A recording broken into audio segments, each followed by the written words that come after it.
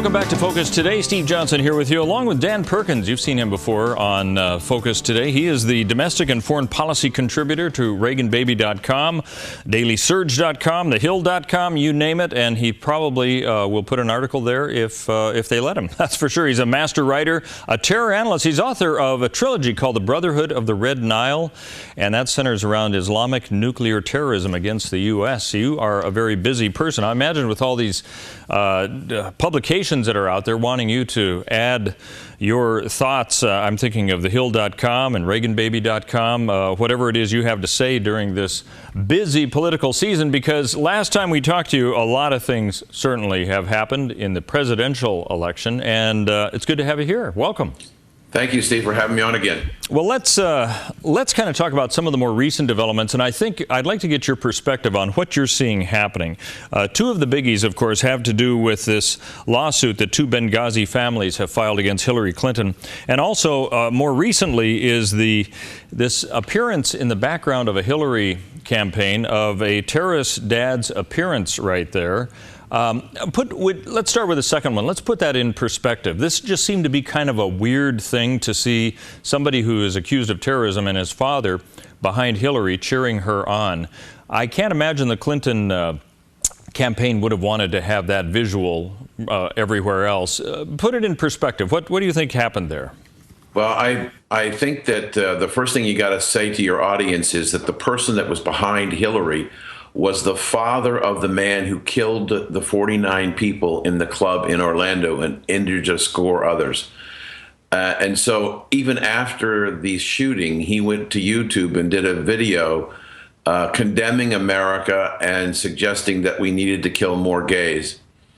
If you know anything about presidential politics, at these rallies, the people that are behind the candidate are hand-picked. You just don't walk into the arena and say, I'm going to stand behind Hillary Clinton. So I find it hard to believe that the Hillary campaign did not know who this man was and wanted him behind him. I do believe, although she's taken a lot of heat from the survivors of the victims of the shooting, I believe that it's representational of something else that's going on in the Democratic Party. For the last 35 years or so, the favored nation part of the Democratic Party has been the black community. What's going on in the Democratic Party is that the blacks are now finding themselves in a third position. Next above them is the Hispanic population, because it's now already bigger than the black community and growing, and a source of potentially much more new voters to the Democratic Party. But not nearly as big in terms of population, but tremendous in terms of influence, is the Muslim faith. There are several millions in the United States, but I honestly believe, based on what's the activity that's been going on, not only in the United States, but around the world, the Democrats are afraid of the Muslims. And so they have to treat them very differently and very carefully. And so I cannot believe that the Secret Service did not vet that this man was going to be there, and they were overruled by the Hillary campaign. What benefit would that be for her campaign to be there? Is it the idea that she would somehow get Muslim votes because he was there? Yes, absolutely. I mean, it's hard to believe that, but in reality, she needs every vote that she can get. And clearly the most vocal group on the surface appears to be the blacks with the Black Lives Matter movement. But the influence and the power, look at her chief of staff, a Muslim. There is great influence from the Muslim community into the Hillary campaign and to the Democratic Party that we don't see on the surface. Aftermath of this, is there any indication that they may have thought, oh, maybe we did make a mistake? Or are you seeing from the campaign that, no, this was still the right thing to do, is to associate ourselves with this person? I think that they misjudged what the reaction would be from the people, especially the reaction from the people that were killed and their relatives that were killed in the club. I just don't think they thought it out. And I think that there are other examples of not just plain thinking it out. I mean, one of the problems that she has, going to your other story, when the lawsuit was filed by the two parents, as hard as this is to believe, but I'm telling you, it's absolutely true. Mrs. Clinton said, when asked about the lawsuit, she said, "I have great sympathy for the loss of these people." But then she went on to say, "I never told these people their sons were taken away because of a video." Okay, now there's plenty of evidence to indicate that that's exactly what was said. I mean, how blatant can somebody be against what the facts are? I don't quite understand how one can be so brash that way. Well, that's a great question. I need to turn around and ask you a question about your question, if I might. Sure, go ahead. How big does the lie have to be before the people in America no longer believe you? That's a good point. And how many times does it have to be restated before they believe it is a truth, too? Hitler is quoted as saying, "Tell a big enough lie often enough, people begin to believe that it's true." And so I write, and I've added another blog to my list, the Daily Caller. I'm writing and I'm contemplating, and I'm glad I'm on your show today, because I'm trying to figure out how to phrase a story around the concept of how big a lie does it have to be, and what does it say about our country. I look at it and I say, how can a voter walk in the voting booth in November when 70% of the people have indicated that they believe she's a liar and she's untrustworthy? The head of the FBI says she was reckless in her handling of government documents. How do you pull the lever for her? That's a very good question, because it has gotten also, let me pose this concept. She's talked about the mental capability of Donald Trump and questioning that, and I can't help but believe that people are looking at her saying, look, either you're devious, extremely devious, and you think we're stupid, or you're in some sort of mental denial. I'm not sure if there's a third option. Maybe there is. But either of those two are dangerous for anybody who wants to be our president. So I think it's important for us to try to figure out where she's at with all of that. But is there any way to determine? I mean, is it just piling on lies like you're saying, or do we have a far serious psychosis going on here? I suspect, and I wrote last fall a piece raising the question whether or not Hillary Clinton has dementia. See, that's the third option. The third option is she's a pathological liar because she cannot remember what she said in the past, and whatever she says seems logical and truthful to herself. So I believe, based on the injury that she had, that she was in the hospital for an extended period of time. She had blood clots on her brain. If you saw earlier in the campaign when she put on those glasses, they have ridges in the lens to try and get the eye muscles to focus and function. That's a result of traumatic brain injury. I have my wife and I have a foundation that works with veterans dealing with post-traumatic stress disorder and traumatic brain injury, and I see these glasses all the time with brain injuries. And so there is a third option, and that is that she may be in early stages of dementia. She is close to 70. She's had several falls. There was a couple of examples that came out in the last week. One of her in March, I believe, being helped up the stairs by two security people. There's another one in April where she was being propped up by a security guard to try and give an impromptu discussion with some people. So I think that there are questions that need to be raised about her mental capacity, not because she's not smart, but are there, as she say, misfirings? Well, that's typical with what happens with dementia. There's misfirings, and she's using that word, disconnects. I think that we have to be concerned about, is there a mental health issue here? There was another video too, and I imagine you may have seen it, where she was giving a speech, and halfway through what her comments were, there's a look of almost like I have now been teleported to another place. And she completely lost what she was saying and tried to finish a sentence, and it didn't make any sense. And it was, you know, you try to put this in perspective, because I would imagine any number of speeches a public official is going to have, somebody in the public, you're going to have moments of clarity and other moments where it's like, okay, I got off track. This was rather startling, I thought. I was really surprised to see that, because you had thought all of this would have been so rehearsed. And the question I have also is, if we have all of this evidence showing up, it is of concern, because this person is going to be the one that she's concerned about, Donald Trump having his finger on the nuclear bomb, so to speak. Well, she would also. And yes. I'm finding that mainstream media, doesn't surprise me, they're not covering any of this. Are you seeing any kind of a glimmer where at least this is being asked or questioned? Because there was even an article this morning that said a lot of our famous leaders of the past had mental problems, and I'm wondering, is this a ramp up now to talking about Hillary? And Hillary might too. I mean, you'd almost think that if the question is raised, it's got to be brought into the current situation we find ourselves in. Is this even under discussion in the media at this point? Well, you know, you could ask the question: where there's smoke, there's fire. Do we have fire here? I think that there was another film that I saw.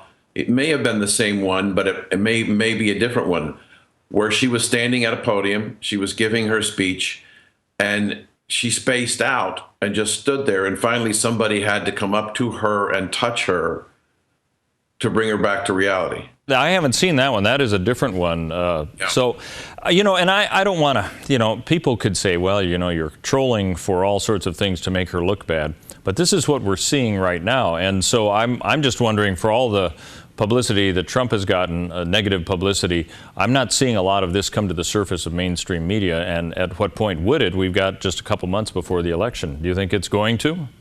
Oh, I think that probably the most important part of this campaign is going to be the September presidential debate. She's not going to be able to hide. I have a show on Tuesday evenings, and I raised the question this past week, and a reporter we were interviewing said I was crazy, but I said, I wonder if the Hillary campaign is asking for the questions in advance so that she can prepare for the questions. Not sure why that would be seen as crazy. If I was part of Hillary's campaign, I would be asking for that too. Sure. I mean, if you didn't, I would think, why were you working for the campaign? But they thought that was outrageous, huh? Yes. There's no precedence for the candidates asking for the debate questions in advance.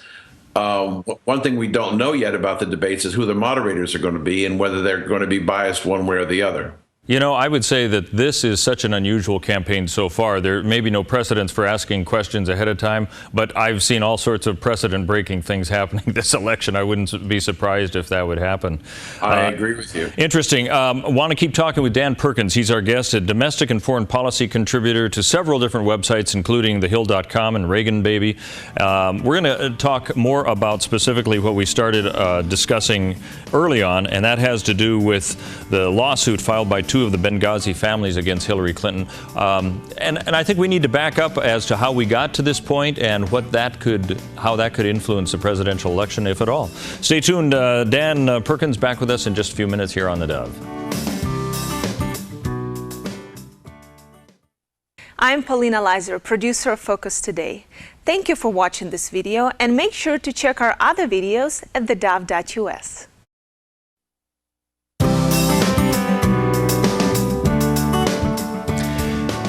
Welcome back to Focus Today. Our guest is Dan Perkins. We're continuing our discussion about Hillary Clinton and the campaign in general, of what's happening on the presidential scene. He's a domestic and foreign policy contributor to ReaganBaby.com, DailySurge.com, theHill.com, and he's been our guest before. We've been talking a little bit about some of the problems Hillary has been facing and some of the questions people have about her mental state right now, because we've had some physical problems, blood clots, as well as some memory loss issues and that kind of thing. Dan, I'd like to shift now to the Benghazi lawsuit. Parents of two Americans killed in the 2012 terror attack there have filed a lawsuit against her personally. That is different than filing it against the United States. Do you think they have a case? Yes, I do. if you read what their complaint is that she was lied to by the Secretary of State about the cause of the attack being the video. She was also misled by the individuals and defamed them. They're claiming that the reputation of their deceased sons and themselves were defamed by her actions. I think that there is a great deal of evidence supporting what these people are contending. My guess is that eventually, whether or not she becomes president or not, this will probably be settled out of court because she doesn't want to have a situation where, realizing that if there is a civil lawsuit, she may be compelled to testify under oath. And that could create a serious problem for her. When you have the President of the United States saying to the United Nations that this was because of a video, when you've got the UN ambassador saying this was because of a video, and you've got the Secretary of State saying this was because of a video, and we all later found out that it wasn't true, but it was concocted because of the short number of days that the president had to re-election, and they didn't want to do anything that made it look bad for the president that would endanger his chances, because that could have been a game changer. They basically saying, you lied to us, you misled us, you misled the American people, and you defamed our children and our reputation. That's why they're going after her. Okay, now this would be something obviously she'd not want to have to face. But does this have much of an impact, do you think, on people voting for her in November, since the case would probably be settled well after that? The two biggest problems, this is one person's opinion, Steve, one person's opinion. The two biggest problems that the electorate is going to have to get over when they walk into that voting booth to decide who they're going to pull the lever for when it comes to Mrs. Clinton. One, can you trust her? Is all the stuff about being a liar and a cheat and a thief and a crook, has that been proven and enough for you to consider not pulling the lever for her? And two, the fact that we allowed 4 American servicemen and, or actually 3 servicemen and an ambassador, a direct report to her, to be murdered, and we stood there and did nothing. They stood there and did nothing to try and help them when they were crying out for support. I find that hard to believe that the American people are going to pull that lever for Hillary. As far as the lawsuit is concerned, as Secretary of State, does she have any immunity at all against something like this? Well, I'm not a lawyer, but the fact that they chose to file that complaint on her as an individual, I'm not sure that she has any protection for when she was Secretary of State that would absolve her from any litigation. So I'm not a lawyer. You'd have to ask a lawyer on that one. Let me put another hat on you. I know you're not necessarily a consultant to the Trump campaign either, but if you were to sit down with Donald Trump and say, you've got a golden opportunity here to win this election, even though you've had some problems the last week and a half with some public relations gaffes that you've made and so on, what would you tell him he needs to do in this election to win it? That's an interesting question you asked, because on Monday of this week, I published a commentary in the Daily Surge, which was titled "Mr. Trump, a Bright Shiny Object," and it's a story about how the Clinton campaign. Mrs. Clinton said after the Democratic convention that she was going to spend the month of August not talking about issues, but talking about the suitability of Donald Trump to be president of the United States. And so she's working very hard every day to discredit him as an individual who is capable of serving as president of the United States. And they're spending an enormous amount of money. And this is how her husband, when he ran against Bush 41, that's how he defeated him. He defeated him in August. So I think that she's trying very, very hard to overcome this. But her biggest problem, Steve, is herself. She continues to lie upon lie upon lie. She can't remember what she said. And every time that happens, if I were Trump, I would be talking about really two things: jobs and the economy. And then the third thing is the trustworthiness of Hillary Clinton to be close to those buttons from a mental standpoint, from a reliability standpoint. Do you see him shifting towards that? It appears he may be. Do you think that's happening? I have no knowledge of what's going on in the Trump camp. I think that he understands he has to go there. I think that even though it's against football, I believe the first presidential debate has the potential to be the most watched television show in the history of television. And that's bad for Hillary, because I believe Trump will go at her tooth and nail. And is that, let me ask you, is that a good thing? Would he actually maybe change some votes, do you think, or what? Because sometimes when you beat up on your candidate, that's one of those tight ropes that you have to be very careful when you walk on it. Do you have concerns about that? No. Did he do it 16 times? He did. Yes. So what's one well, it more? worked then. I don't know. You know, some people got ticked off when he went against Carly Fiorina pretty hard, though. So I don't know. Would they see him as kind of picking on a female candidate? Could it get down to that? Well, you know, then if you know, are we picking a president because she's a female, or are we picking the best candidate regardless of whether they're female or not? You know, one of the if I were Hillary, the greatest thing that I would be concerned about is that there was a shift and the Green Party candidate, who is a woman, gets enough percentage to be able to be on the second presidential debate. That could cause a real problem for her, because now there is a choice of two women to be president of the United States. You think that could be possible, that they could share the platform there? Well, she's at 3, the Liberal Party guy's at 9, so there's a possibility that he will be on the stage. But you know, there's one thing that if I was working with Hillary, that I would advise her to avoid at all costs. She is 5'6" on her tallest day. Donald Trump is 6'3". You do not want to have a situation where they're together and he is dominating her physically. I believe he will try and look for that in the debate. Look for an opportunity for him to physically dominate her. Oh, interesting. Yeah, well, I know that their campaign will be certainly looking out for that that type of situation there. Let me ask you, when we only have a minute or so left, but when you look back at what we've seen so far, and things could change, of course, what do you think is going to, from the history books, be the unique aspect of what we're seeing happening right now in this presidential campaign? How will it be written, do you think? Great question. Great question, Steve. The end of the Democratic Party, as we've known it. The Republican Party, though? Not as much. There's a lot of infighting in the Republican Party, but the Democratic Party has moved so far to the left that it's alienated so many people. That's why I think you're going to see Democrats who are going to vote for Trump, because they've lost their party. And I suspect we may be seeing the end of the Democratic Party at this presidential election, regardless of whether it's... Wow. Fascinating. So from what I can tell, from what you've said, you think this next presidential, the first presidential debate that they're going to have is going to have a huge impact on viewership, but also perhaps this could be the linchpin for the election? Yes, sir, I do. You do. Wow, we're going to have to wait and see about that.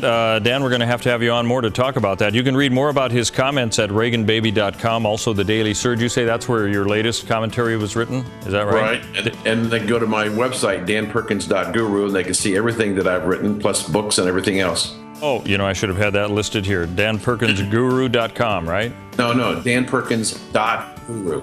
.guru. Oh, okay. Wow. Thank you. I appreciate that very much. Also, read his book. It sounds interesting. His trilogy, Brotherhood of the Red Nile. That's a great thing. Dan, thanks for being with us. Appreciate it very much. Steve, thank you for having me on. And thank you for joining us for Focus Today. Keep it tuned right here. We got more great discussions to have every day right here on the Dove.